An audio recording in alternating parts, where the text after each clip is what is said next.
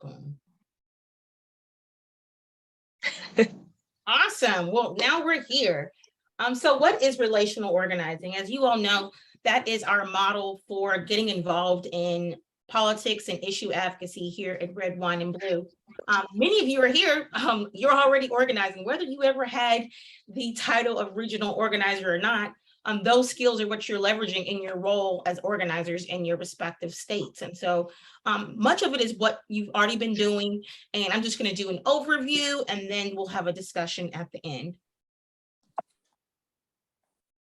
So we're doing this because our theory of change is that by folks being aware of the issues and down ballot races, it'll also drive attention and impact elections at the top of the ticket. We really believe that we really want to connect with people about the issues that most impact them, whether that's around sex ed, DEI issues, reproductive justice, funding for our schools, any of the things folks are most connected to issues that impact them on the day-to-day. And we do that by leveraging our relationships with folks.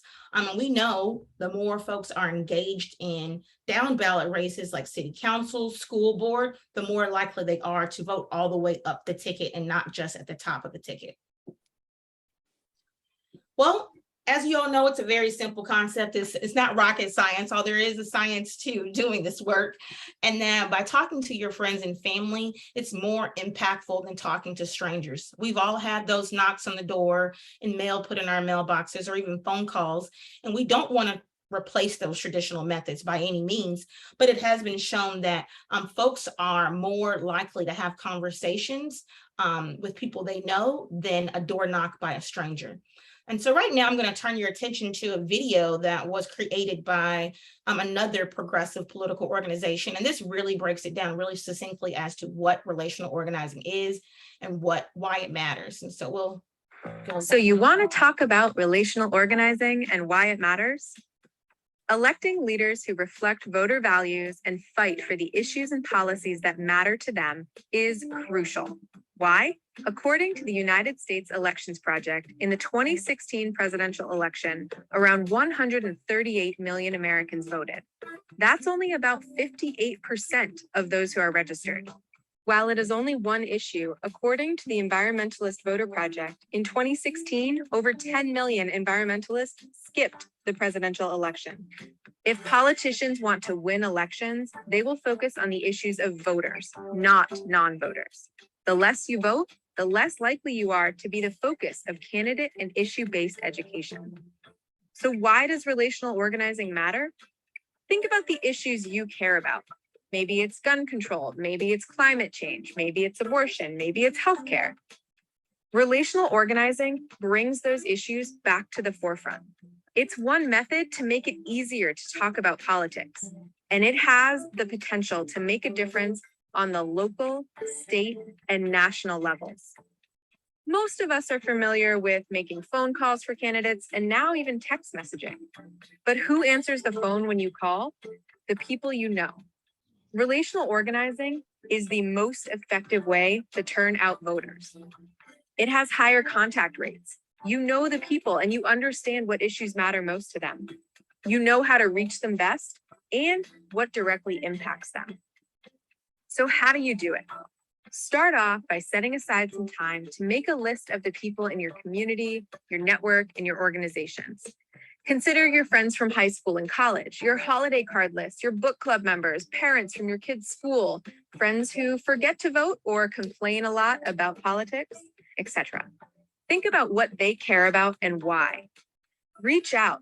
Make contact with them in the method that's most natural to your relationship. Maybe it's writing them a letter. Maybe it's calling them on the phone or sending them a text. Maybe it's sliding into their DMs. Make it personal. Don't worry if you haven't spoken to someone in a really long time. That can actually be the fun of it. If you care deeply about a candidate or an issue and you think they do too, it's a good reason to reach out.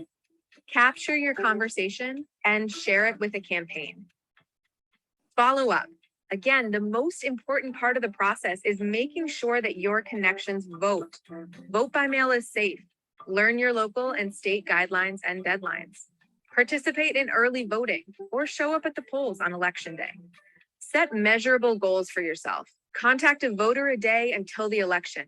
Commit to helping a minimum of 20 people make their voting plan and share these tools and resources. This year, more than ever, the most important thing any of us can do is to help each other make a plan to vote and then make sure we actually do vote. If you need more information about processes and deadlines, check out your local town or city website. They usually have some information there. You can also check out vote.org or iwillvote.com. And to sum it up, call your people, talk about what matters, make a plan to vote, and follow through.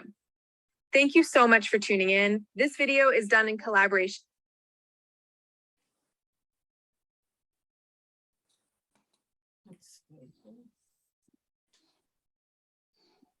All right. There we go. And so just to reiterate, relational organizing is just one of the tools in your organizing toolbox. We still want folks to make those other campaigns or organizations to make calls, to go door to door. We have to have a multi-pronged approach in order to effectively organize our communities around issues that impact us day to day. And so I'd just like to highlight a few things of, folks are talking to you because they trust you and they've built rapport with you over the years. And they know that you know about their day to day, whether it's that their kids go to your school or they're part of the homeowners association. They have built some sort of trust and rapport with you. And they understand that you'll meet them where they are. While we are all paid to do this work, many folks are not. And so they may not understand the intricacies or complexities of issues that are impacting them. And so we want to meet them where they are. We're not trying to impose an agenda on one, but we just want to make folks aware of the elections, the laws, and the people who are representing them. And the most effective way to do that is, like I like to say, communication rules the nation. So communicating with folks through a variety of mediums is definitely what you'd like to do. If someone's not responding to a phone call, hit them with a text. If they're not responsive to that, or they're a Facebook maven, hit them in the DMs. Communicate with them in the best way that's comfortable for you and them.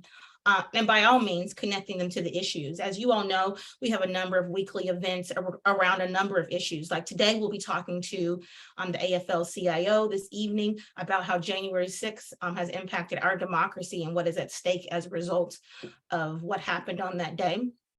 Authenticity.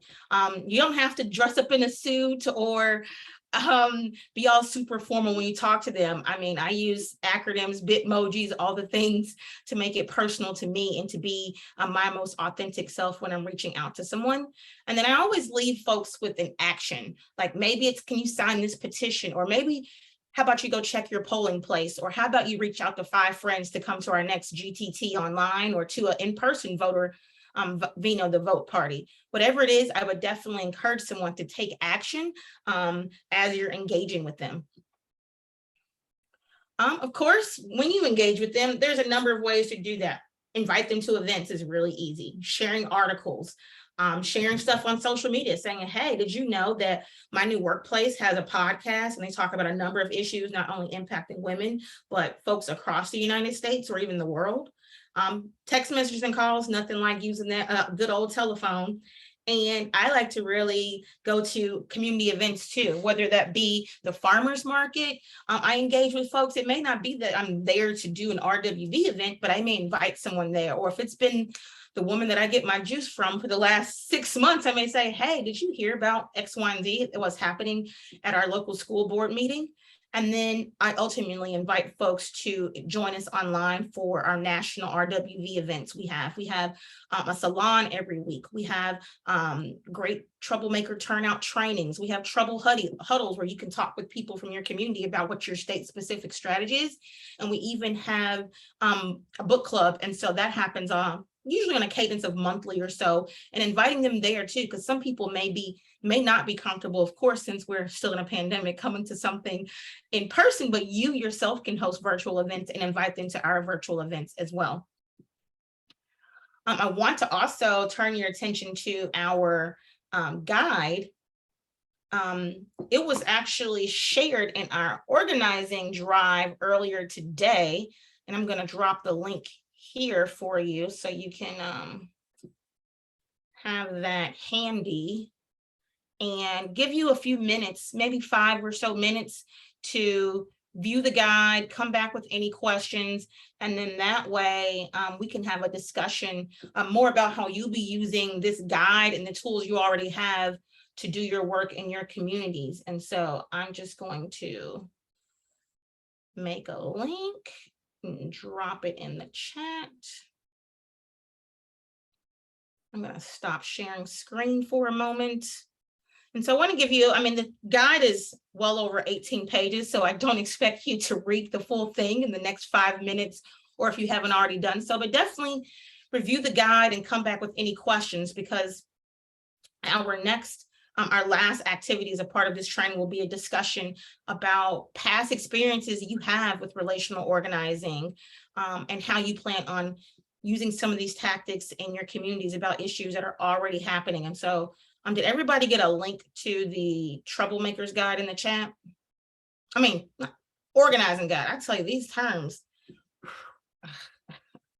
Okay, great. And so it's about 3:34. I'll give folks 6 minutes. I'll turn screen off and stop recording. And then when we come back, we can record our discussion. But feel free to print it, mark it up, do whatever you'd like to do to it, because it will definitely be something you'll reference throughout your training. And so we can come right back at 3:40. I'll give you 6 minutes, and then we can have our discussion the last 20 minutes or so.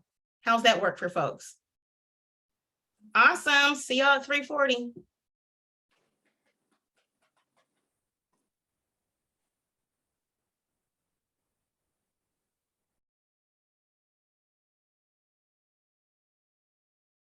All right, and we're back, and I'm just going to share screen again.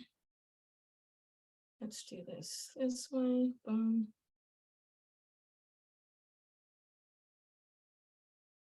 All right. Can everyone see my screen?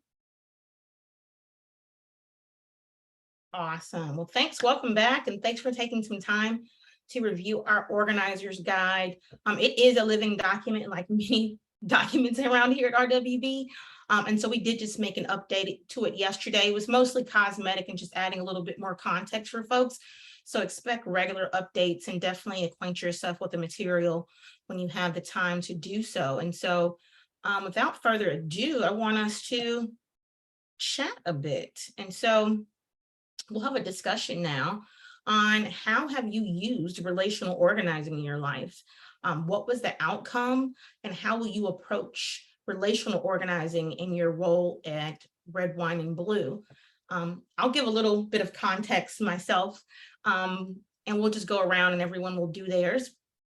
And so a couple years ago, I become really fascinated with maternal health, and Black maternal health in particular, because it becomes such in the news of how, women, Black women, women of color were dying at disproportionate rates while giving birth, or just birthing folks in general, not just women. And so I really wanted to mobilize and organize and learn more, because I myself was becoming a new mother in the midst of a pandemic. And so I started just Googling and trying to find apps where I could even find out like Yelp reviews of different hospitals and what to think about when I'm in different meetings with my medical providers. It was then at that point where I decided, you know what, I'm going to get me a doula. I need someone to support me and help me advocate. Though I am a natural born advocate, I can't think of all the things, particularly in a stressful situation like giving birth. And so that was such a dynamic experience for me, because I was living in Key West. It's pretty isolated there. And I didn't know anyone. I really wanted to make sure that my partner and I were equipped with all the possible questions, and also my birthing options, because I originally wanted to give birth vaginally, but the universe felt differently and I had an emergency C-section. And so through that experience, I was like, I really want to become a better advocate. And so most recently, I got certified to become a doula. And so I'm using that work to educate folks about laws that impact birthing people at every level of government. And so that was kind of how I use relational organizing. My friends come to me and like, hey, what do you think about this book or this podcast about birthing or mothering? And so that's one way in which I've organized folks. And it will be one of the issues I talk about this election cycle, to mobilize folks to come to our different salons and to really get activated in their community, whether they're in our state specific targeted places or not. And so that's my story about how I do relational organizing and just one approach to it, but I'd love to hear from others.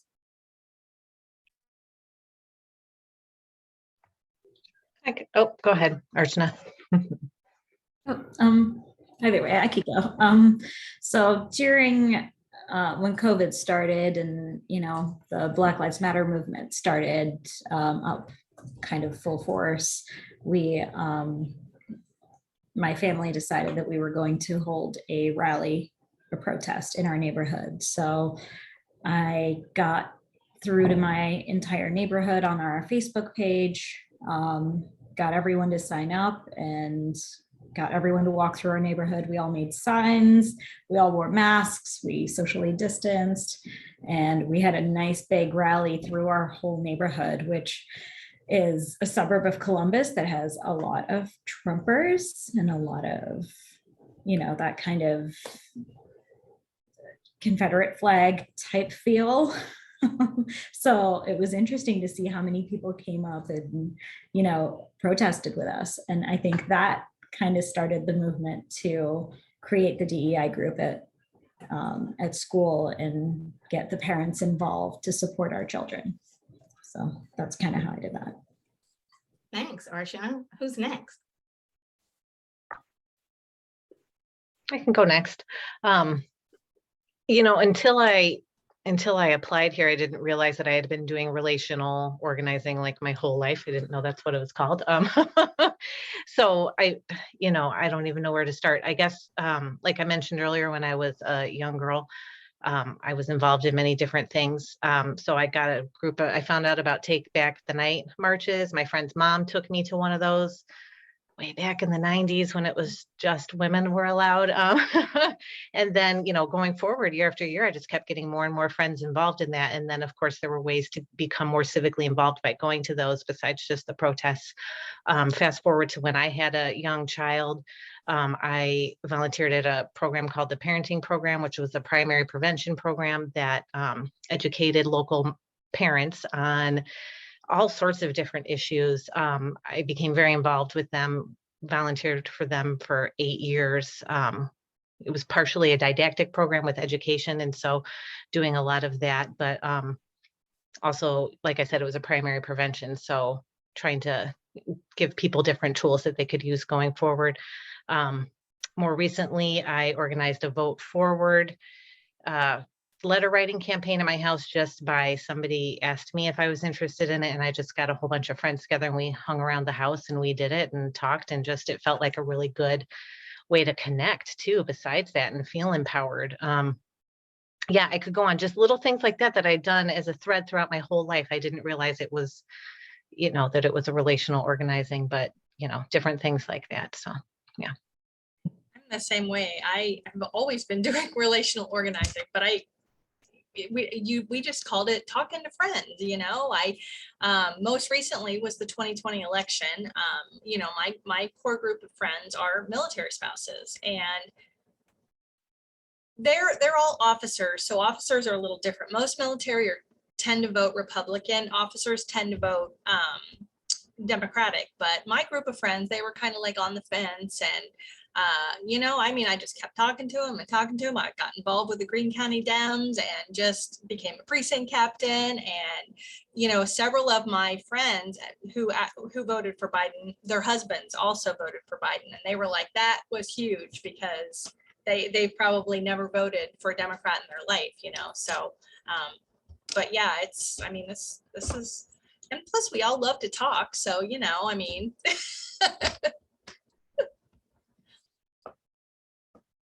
Thanks, Elaine and Jennifer. How about Trish or Morgan?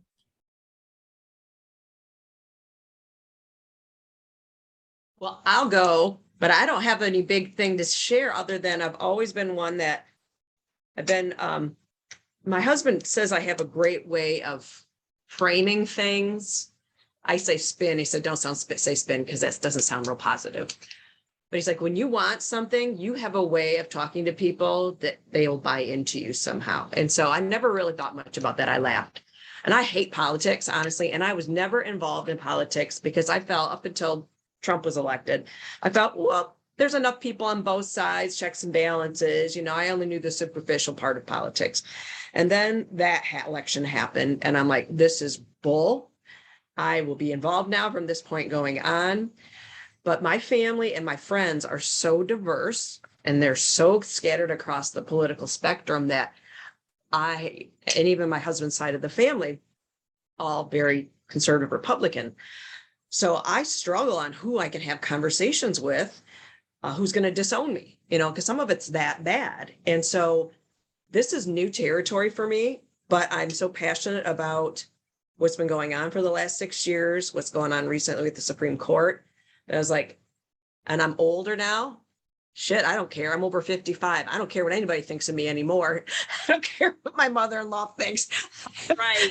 My husband's been married to me for 34 years. I'm not going anywhere. So I really just got to a point where I said, it's time to just stop talking close, stop talking just my sister to my husband, my friends that I know believe the same things that I do. I said, I need to get out in this Grand Rapids area.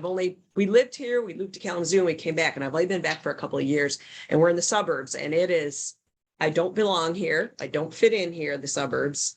But I'm here. So I'm going to make the best of it. And I'm going to find some women in this neighborhood that I know will support what we're doing. That's my goal. And bow. I love that. Yeah, I feel the same way. I'm 53 years old, and I'm like I'm done with the horse poop. But I've always been involved in some way or another, whether it was in schools, trying to. We moved around a little bit, so I've lived here for 17 years and have a lot of contacts here. Again, I've never felt like the suburbs that's like my jam, but it's where I am.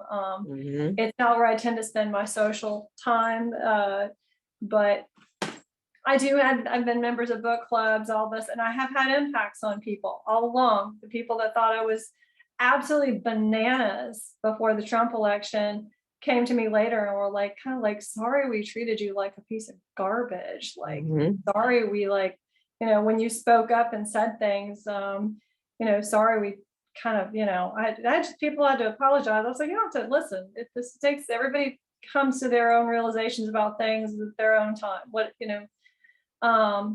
But like you said, I think I kind of am a little bit of everybody here, just, done a lot of stuff over the years, whether it was, like I said,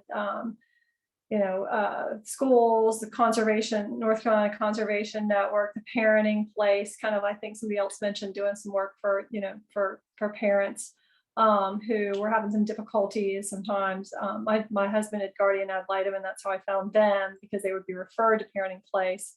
So, I've just always been involved. I've never been like the face of anything. I've always been sort of like behind the scenes, because I have always worked.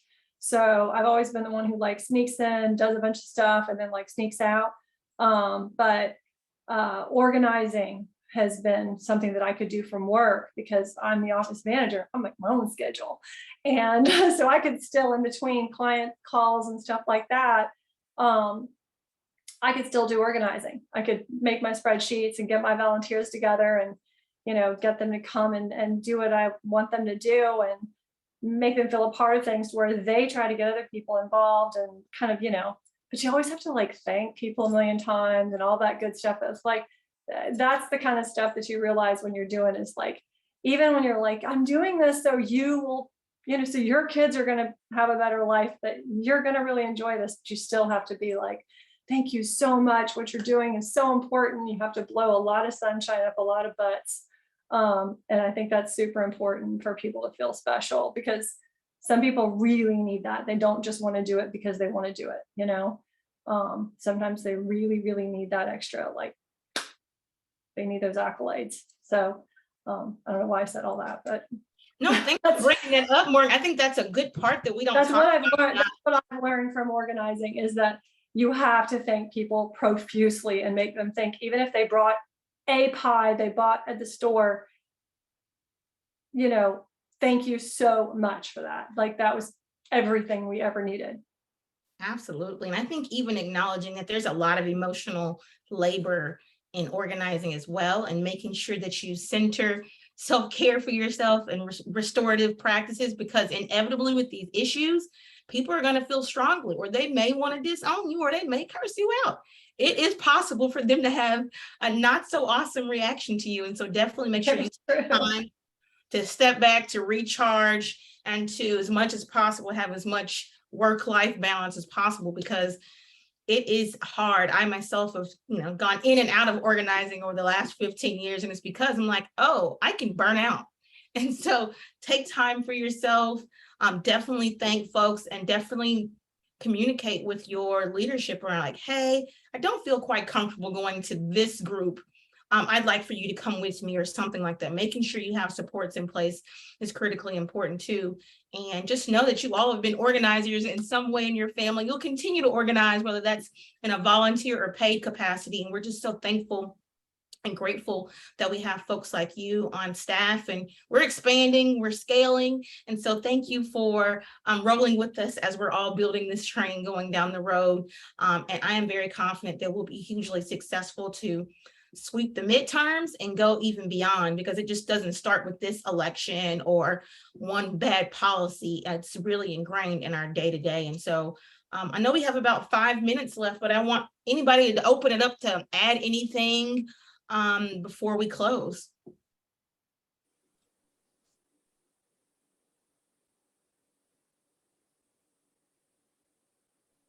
All right, well, I can give you 5 minutes back in your day. And just know that you can hit me up on Slack. I'm at Ray. I'm the only Ray on staff, which strangely enough, there's a lot of babies named Ray in the 80s. Or their middle names. And or email me, or any of the things. You'll be hearing from me other times this week. So I'll have a session tomorrow on your story of self. I'll have office hours every Thursday weekly, and then Friday we'll close out the week with mapping your network. And I'll start adding other trainings too. Since we have this group up to speed, I'll have 2 groups that are in past week 1 once we get to Friday, and we can have some more trainings. I know there's a need to have one on personal and digital security, which I take very seriously.